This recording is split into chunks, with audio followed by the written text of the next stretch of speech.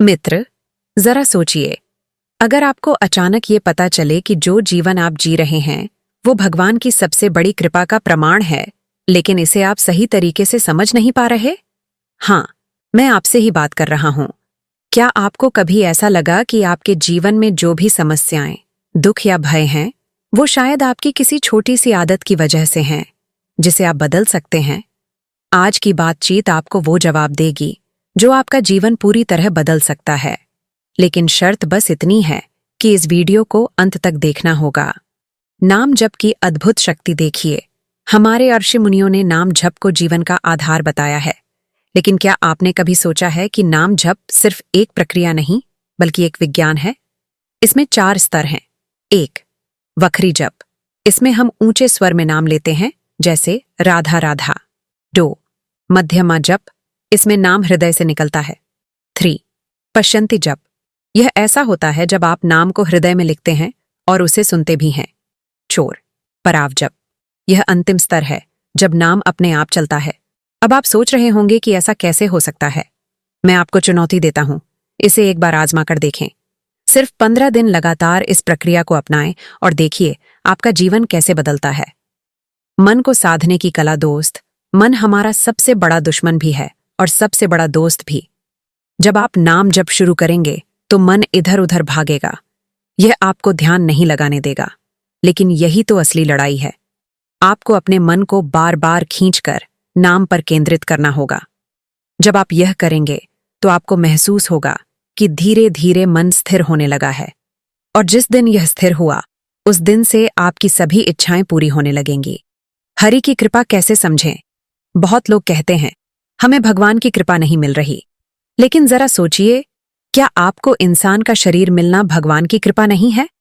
क्या सत्संग सुनना, भजन करना और नाम जप की भावना का आना कृपा नहीं है? हर पल जो आपको सही दिशा में आगे बढ़ने की प्रेरणा मिल रही है, वो हरि की कृपा है। लेकिन इसे समझने के लिए हमें अपनी सोच बदलनी होगी। सत्संग का असली मतलब, सत्संग का अर्थ सिर्फ किसी संत के पास बैठना नहीं है। सत्संग का असली मतलब है उनकी आज्ञा का पालन करना। यदि आप किसी संत की बातें सुनते हैं लेकिन उन्हें अपने जीवन में नहीं उतारते, तो वह सत्संग नहीं कहलाता। संतों की बातें हमारे जीवन का हिस्सा बने, यही असली सत्संग है। तीर्थयात्रा और पुण्य। बहुत लोग सोचते हैं कि तीर्थयात्रा से सब पाप धुल जाते हैं, लेकिन सच यह है कि अगर आप तीर्थयात्रा पर जाते हैं और वहां भी बुरे कर्म करते हैं, जैसे मांस मदिरा का सेवन या गंदे आचरण, तो आपको पुण्य का फल नहीं मिलेगा। भगवान की कृपा पाने के लिए जरूरी है कि हम अपने आचरण को शुद्ध करें। वृंदावन की परिक्रमा हो या गिरिराज जी की, अगर आप अपने अंदर से बुराई नहीं हटाते तो वह लाभ नहीं मिलेगा जो मिलना चाहिए। नाम जप, जीवन की सुरक्षा। नाम जप को अपने जीवन का प्रहरी बना लीजिए।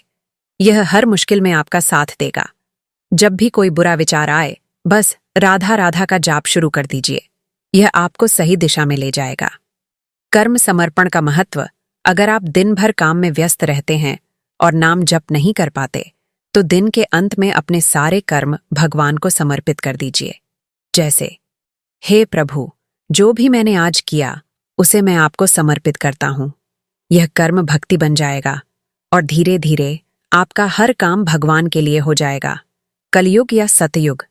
दोस्त, ये मत सोचिए कि आप कलयुग में हैं और सब बुरा ही हो रहा है। असलियत यह है कि अगर आप भगवान का नाम जप रहे हैं तो आपके लिए यह सतयुग है, और अगर आप बुरी आदतों में फंसे हुए हैं तो यह कलयुग है। सब कुछ आपकी सोच पर निर्भर करता है। अंत में तो मित्र, इस पूरी चर्चा का सार यही है कि नाम जप ही हमारे जीवन का सार है। यह न सिर्फ हमें शांति देता है, बल्कि हमें भगवान के करीब भी ले जाता है। अगर आपको यह बातें अच्छी लगीं तो राधा रथ चैनल को सब्सक्राइब जरूर करें और कमेंट में अपने शहर का नाम और हर हर महादेव राधे राधे लिखें। इससे हमें पता चलेगा कि आप इस संदेश को समझकर आगे बढ़ रहे हैं। राधा राधा बोलते रहिए और देखिए आपका जीवन कैसे बदलता है।